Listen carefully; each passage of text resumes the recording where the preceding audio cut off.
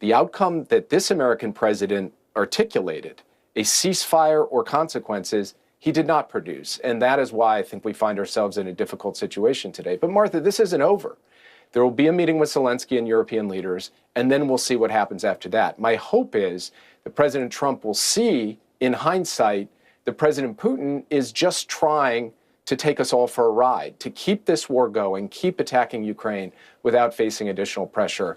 And we've got to cut him off at the pass. President Zelensky has very emphatically said a ceasefire should be the first step, then negotiations, then an end to the war. And in fact, he did that at the request of President Trump, who called for President Zelensky to support a ceasefire, which President Zelensky then did. So this was all set up in a very straightforward way. Try to bring Putin to the table to agree to a pause in the fighting so that you could have real negotiations, not give Putin open-ended license to continue bombing Ukraine, even as recently as last night, while dragging out these negotiations. Now, time will tell. Let's see what happens here in the coming days. But one thing that I think Secretary Rubio has backwards is the idea that additional pressure would hurt diplomacy.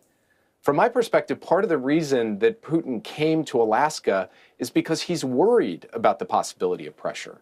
And if President Trump were prepared to escalate sanctions, squeeze Putin harder, I believe it would give him leverage to bring this war to an end more rapidly. And I hope that when President Zelensky and the European leaders are in Washington tomorrow, they will discuss with President Trump the need for that additional economic pressure, because that is what is going to get President Putin's attention, especially with his economy in as weak a state as it is in today.